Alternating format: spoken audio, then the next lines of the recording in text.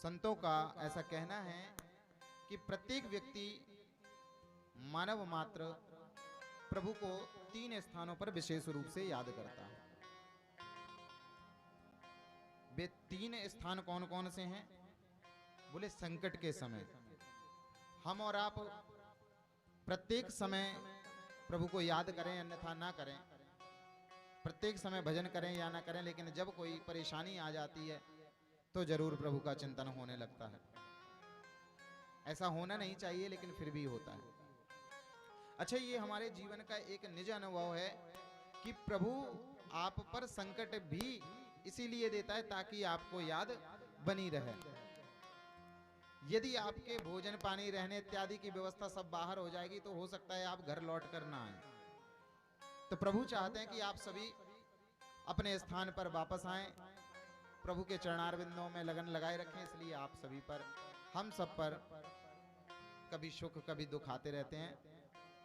तो संत कहते हैं कि 3 समय जो है व्यक्ति विशेष रूप से भगवान को याद करता है।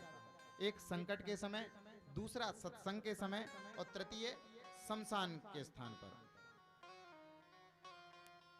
कहते हैं जब किसी जीव के ऊपर संकट आता है तो वह जीव प्रभु का स्मरण करने लग जाता है। पढ़ाई पूरी हो गई, नौकरी नहीं लग रही, तो फिर मंदिर मंदिर डोलेंगे, उससे पहले नहीं जाएंगे। जब तक संकट नहीं आता तब तक हम और आप प्रभु के चरणारविंदों का आश्रय नहीं लेते, इसलिए शायद संकट आता है।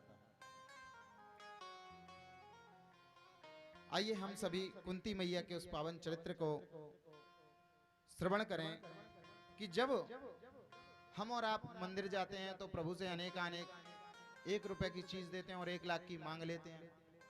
प्राय प्रत्येक व्यक्ति की आदत भी होती है। तो एक बार जब कुंती मैया को भगवान श्री कृष्ण ने कहा कि बुआ जी आज तक आपने कभी हमसे कुछ नहीं मांगा, ये आगे तृतीय दिवस की कथा है, लेकिन सूक्ष्म रूप में हम श्रवण करें कि जब भगवान द्वारकाधीश द्वारका जाने लगे तब सबने अपने अपने मन के अनुसार, अपनी अपनी इच्छाओं के अनुसार वरदान प्राप्त किए, लेकिन कुंती मैया एक कोने पर खड़ी हुई हैं, उन्होंने कुछ नहीं मांगा। तो द्वारकाधीश ने कहा बुआ जी सब कुछ मांग रहे हैं, सब कोई कुछ ना कुछ मांग रहा है, आप भी कुछ मांगिए। कुंती मैया बोली प्रभु मुझे कुछ नहीं चाहिए। द्वारकाधीश बोले नहीं नहीं बुआ जी हम देना चाहते हैं। तब कुंती मैया कहने लगी, आंखों से अश्रुधारा प्रवाहित करते हुए बोली कि हे द्वारकाधीश, हे कृष्ण, यदि तुम जीवन में मुझे कुछ देना चाहते हो, अच्छा आप लोगों में से बताएं कि यदि प्रभु आपसे कहें कि आप कुछ मांगो तो क्या मांगोगे? बोलिए क्या मांगेंगे? सुख मांगेंगे, संतान मांगेंगे, भैया कह रहे हैं पैसे मांगेंगे, गाड़ी मांगेगी, यही मांगते हैं ना। अपनी जरूरत के अनुसार सामग्री मांगते हैं, लेकिन कुंती मैया ने ऐसा कोई भी वरदान नहीं मांगा। कुंती मैया क्या बोले कि सुख के माथे सिल पर जो हरि हृदय से जाए, बलिहारी वा दुख की जो पल पल नाम रटाए। कन्हैया यदि जीवन में मुझे कुछ देना चाहते हो, यदि आपका मन है, आपकी इच्छा है और आप मुझे कुछ देना चाहते हैं तो मुझे दुख दीजिए। कन्हैया आश्चर्यचकित हो गए। द्वारकाधीश, जो सभासद वहां पर बैठे थे, जो भी वहां पर व्यक्ति थे, वह स्तब्ध होकर माता कुंती को देखने लगे। सब सोचने लगे कि मैया देखो कितनी पागल है, हम होते तो राजपाट मांग लेते हैं, होते मांगते कि नहीं मांगते? हम होते तो बढ़िया सी गाड़ी मांग लेते, बढ़िया सा कोई बंगला मांग लेते। अच्छा, मांगने के ऊपर एक किस्सा याद आ रहा है। एक बार एक माता जी थी, हम और आप में से ही कोई रही होंगी, बड़ी भक्ति किया करती थी, दिन रात जप करना, पूजन करना। एक संत महात्मा आए, उन्होंने कह दिया कि माता आप जो है एक अनुष्ठान कर लीजिए, उससे प्रभु आपसे प्रसन्न हो जाएंगे और आपको वरदान प्रदान कर देंगे। अच्छा, माता जी पूजा पाठ तो खूब किया करती थी, लेकिन मन में द्वेष भावना जो है वो बहुत थी। माता जी ने लालचवश वह अनुष्ठान कर भी लिया और प्रभु की कृपा से प्रभु प्रसन्न भी हो गए और सामने आकर के बोले कि हे देवी, हे मां, मांगो क्या मांगती हो। तो मैया कुछ कहती उससे पहले भगवान ने कह दिया कि दादी, हे माता जी, आप जो भी मांगोगी, जो भी वरदान आप मांगोगी, उससे दुगना आपके पड़ोसी को जो है प्राप्त होगा। अब माता जी आश्चर्य में बोली, हमने अनुष्ठान किया, हमने पूजन किया, हमने व्रत रखा, 11 दिन से हम भूखे थे, हमें तो प्राप्त होगा सो ठीक है, हमें तो मिलना चाहिए, हमने कर्म किया है। लेकिन बगल वाले ने तो कोई कर्म नहीं किया, उसको कैसे मिले? भगवान बोले, मैया जल्दी मांगो, हमें दूसरी जगह भी जाना है। तो माता जी ने कहा चलो ठीक है, अभी बहुत वरदान बाकी हैं, पहले यही मांग लेते हैं। बोले एक बढ़िया सा जो है घर बन जाए। प्रभु की इच्छा से बढ़िया सा घर बन गया। पड़ोसी के यहाँ पे 2 घर बन गए, 2 महल तैयार हो गए। मैया ने कहा एक बढ़िया सी गाड़ी जो है हो जाए। प्रभु ने कहा तथास्तु। मैया के यहाँ पर 1 गाड़ी और पड़ोसी के यहाँ पर 2 गाड़ियां हो गई। चलो इतना भी ठीक था, कोई बात नहीं, पड़ोसी है। माता जी ने मन मार के सोच लिया ठीक है, कोई बात नहीं। माता जी ने कहा कि हमारा जो एक कमरा है वह सोने से भर जाए और हमारी बहू के कोई संतान नहीं है तो एक जो है पुत्र हो जाए। भगवान ने फिर कह दिया तथास्तु। अब माता जी के यहाँ पे 1 कोठरी बढ़ी और बगल वाले के यहाँ 2 कोठरी भर गई। माता जी के यहाँ पे 1 पुत्र और बगल वाले के यहाँ पे 2 पुत्र हो गए। अब माता जी परेशान, बोले भगवान ये तो सब गड़बड़ हो रहा है, यदि ऐसे ही बढ़ता रहा तो हम तो बर्बाद हो जाएंगे। क्यों?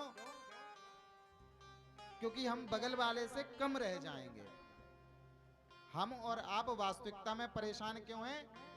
क्योंकि हम बराबरी करने की सोच रहे हैं। वास्तविकता यह है कि कोई किसी की बराबरी नहीं कर सकता। आप अपनी जगह श्रेष्ठ हैं, दूसरा अपनी जगह श्रेष्ठ है। माता जी बोली भला तो खूब हो गया, अब कुछ बिगाड़ भी दिया जाए। माता जी बोली महाराज, हे प्रभु, मेरे घर के दोरे में, दोरा समझते हैं, मेरे घर के गेट में, मेरे घर के मुख्य द्वार पे एक कुआं खुद जाए। अब चूंकि आशीर्वाद तो आशीर्वाद था, भगवान प्रतिज्ञाबद्ध थे, तो माता जी के द्वार पे 1 कुआं और बगल वाले के द्वार पे 2 कुआं खुद गए। अब माता जी ने कहा ये तो ठीक हुआ, गाड़ी वाड़ी बाहर नहीं निकल पाएगी, लेकिन अब क्या किया जाए? काम करो, हमारी एक आंख ही फूट जाए। भगवान बोले तथास्तु। अब अम्मा की तो 1 फूटी, बगल वाले की दोनों जग। अब माता जी जैसे ही बाहर निकली तो 1 आंख थी तो वो तो देख के निकल गई, 1 कुआं था, साइड से थोड़ी जगह होगी तो वो तो निकल जाती। अब बगल वाली जो पड़ोसन थी उसकी दोनों झक थी, दोनों आंखें जो थी नहीं, तो वो बाहर निकली और 2 कुएं भी थे, तो वो गिर के गोविंदाय नमो नमः। कहने का भाव है कि यदि प्रभु साक्षात आकर उपस्थित होकर हमसे कुछ मांगने को कहें तो हम मांगते तो भरपूर हैं, लेकिन कभी दूसरे के लिए कुछ नहीं मांगते। और जो खुद के लिए मांगता रहता है प्रभु फिर उस पर ध्यान भी नहीं देते। तो कुंती मैया से जब भगवान श्री कृष्ण ने कहा कि हे देवी, हे मां, हे बुआ जी, आप कुछ मांगिए, तो माता कुंती ने दुख मांगे। सुख के माथे सिल पड़े जो हरि हृदय से जाए, और बलिहारी बा दुख की जो पल पल नाम रटाए। हे गोविंद, हे केशव, हे मोहन, यदि मुझे कुछ देना चाहते हो तो मुझे दुख दे दो। ठाकुर जी महाराज ने पूछा कि बुआ जी, सबने कुछ ना कुछ अच्छा मांगा, आपने दुख क्यों मांगे? तो देखिए भावना क्या होनी चाहिए। माता कुंती कहती हैं कि हे केशव, जब मेरे पुत्रों को लाक्षागृह में जलाया जा रहा था, जब कौरवों द्वारा षड्यंत्र रचा जा रहा था, मेरे पुत्रों को विष युक्त खीर जो है, जहर से मिली हुई खीर खिलाई जा रही थी, तब आप मेरे साथ थे। लेकिन केशव, आज जब मेरे पास सब कुछ है, मेरे पुत्रों को किसी प्रकार का कोई भय नहीं है, वे संपूर्ण देश के राजा बन चुके हैं, तब आप जा रहे हैं। तो ऐसी सुख, ऐसी संपत्ति, ऐसा वैभव मुझे नहीं चाहिए गोविंद, जो आपसे मुझे दूर कर दे। आप मुझे दुख ही प्रदान करें, ताकि प्रत्येक स्थिति में मैं आपका भजन करती रहूं। यदि दुख बने रहेंगे तो जीवन में प्रभु का स्मरण होता रहेगा, प्रभु का नाम संकीर्तन होता रहेगा।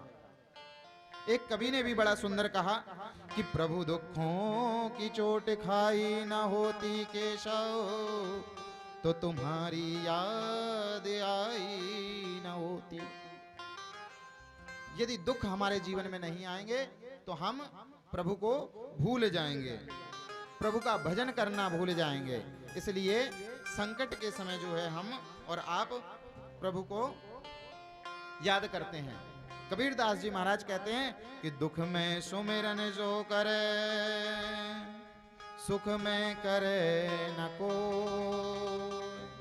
और जो सुख में सुमिरन करे, सो दुख का ही को हो। दुख में सभी सिमरन करते हैं, सभी अर्चन करते हैं, सभी पूजन करते हैं, लेकिन सुख में नहीं करते। यदि आप सुख में भी प्रभु का भजन करने लग जाओ तो फिर दुख क्यों होंगे? इसलिए परमात्मा का प्रत्येक स्थिति में, प्रत्येक पल, प्रत्येक क्षण भगवान का स्मरण जो है करते रहना चाहिए।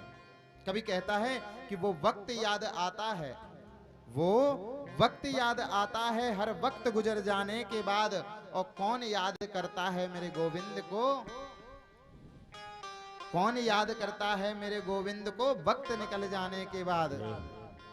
जब हमारी इच्छाएं पूर्ण हो जाती हैं तो हम पूजन करना बंद कर देते हैं, और जब फिर कष्ट आता है तो फिर उसका भजन करना चालू कर देते हैं। द्वितीय स्थान संतों ने कहा